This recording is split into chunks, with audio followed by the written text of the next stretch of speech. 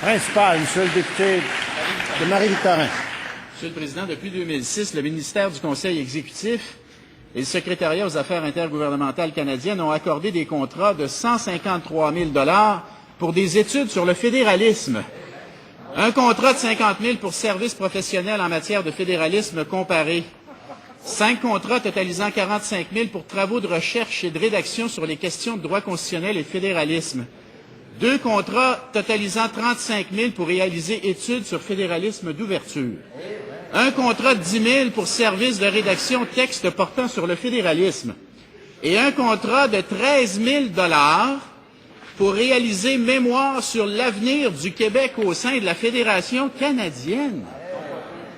Monsieur le Président, 153 000 d'études payées par les contribuables et gardées secrètes jusqu'à maintenant. Est-ce que le premier ministre a l'intention de rendre publiques ses études sur le fédéralisme? Monsieur le ministre délégué aux Finances.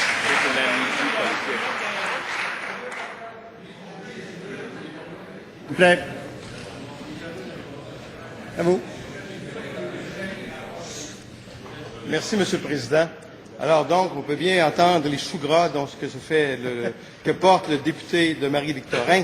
Mais lorsqu'on compare les études sur la souveraineté, le salaire du ministre Lehir, le secrétariat, la restructuration qui a été fait en 94 et 95 pour préparer la souveraineté, les études qui étaient nombreuses, et même que le premier ministre Bouchard à l'époque dit qu'il avait refusé de lire, vraiment, là, encore une fois, c'est pas sérieux lorsqu'on entend l'opposition. Ce qui est sérieux, Monsieur le Président, Monsieur le Président, c'est le travail que nous faisons, le leadership du Québec, du premier ministre, pour faire en sorte que le Québec avance et prenne sa place dans la Fédération canadienne. Voilà. Les progrès qui ont été obtenus notamment avec l'harmonisation de la taxe. Est-ce qu'il est possible de pouvoir entendre la réponse? Je suis bien conscient. S'il vous plaît. OK. Monsieur le ministre. Monsieur le Président, je le répète, je comprends pour le Parti québécois qu'il y a eu 822 ententes depuis 2003 signées par notre gouvernement, alors que sous le Parti québécois, de 1994 à 2003, il y a eu seulement 407 ententes. Et les progrès ont été connus. L'harmonisation de la taxe de vente, 2,2 milliards de dollars pour le Québec. Au Dairy, 100% des redevances, l'entente de mars 2011, seront obtenues par le Québec si un jour, et on le souhaite, dans le respect de l'environnement, on peut exploiter les ressources du Québec. Lorsqu'on parle, bien sûr, d'entente sur la santé, le fédéralisme asymétrique.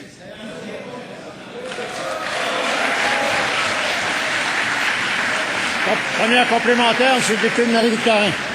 Alors, on va revenir aux études, Monsieur le Président. D'ailleurs, la différence entre eux et nous, c'est que nous autres, on les a rendues publiques, les études. Alors, je repose la question. Je repose la question. S'il vous plaît. S'il vous plaît. La journée...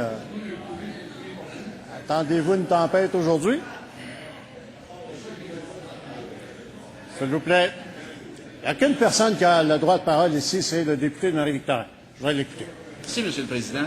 Alors, l'étude intitulée « Mémoire sur l'avenir du Québec au sein de la Fédération canadienne », on a essayé de l'obtenir en vertu de la loi d'accès, c'est le ministre lui-même, le ministre des Affaires internes, qui en a refusé la publication, Monsieur le Président. C'est étrange. C'est étrange. Est-ce qu'on peut savoir pourquoi il a refusé de divulguer l'étude? Monsieur le ministre délégué aux Finances. Monsieur le Président, faut-il rappeler que les fameuses études Lehir ont coûté aux Québécois 100 millions de dollars en dollars de 1995. On ne tient pas compte d'inflation. 100 millions de dollars. Ça, c'est le coût que nous propose encore la chef de l'opposition, qui a déjà annoncé qu'elle va en faire d'autres études si jamais, et les Québécois ne feront pas cela, mais si jamais elle arrivait au pouvoir. Et il y avait eu 288 commissaires à la tête de commissions régionales, une soixantaine d'études. Le plan O, souvenez-vous, Monsieur le Président, du plan O, dont on a parlé dans l'actualité, qui révélait que le premier ministre Parizeau avait prévu d'utiliser les fonds de la Caisse de dépôt, notamment, pour utiliser, je vois la députée... En terminant. Madame la députée Crémazie qui hoche la tête, utiliser les fonds des contribuables... Oui, je vais vous asseoir.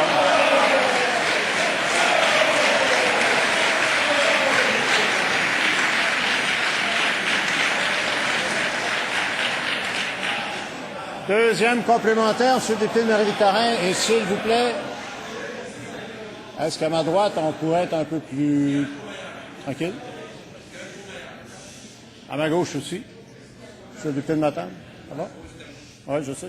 J'ai bien entendu. Il y a une voix qui porte. Et je voudrais entendre une autre voix qui porte, celle du député de Marie-Victorin. En Monsieur le complémentaire. Président, merci. M. Roussy. 153 000 pour 10 études, toutes commandées en passant après l'arrivée au pouvoir de Stephen Harper. Alors, 10 études, 153 000 piastres, payées par les contribuables. On a le droit de les avoir. Est-ce qu'on va les avoir? Vous avez le devoir de rendre publiques ces études-là. Est-ce que vous allez les rendre publiques? Oui ou non? Monsieur le ministre délégué aux Finances. Président, le rapport Lehir, le rapport du comité de la restructuration, les soixantaines d'études ont coûté 100 millions. C'est plus d'1 million par étude sous le Parti québécois qui ont affaibli le Québec.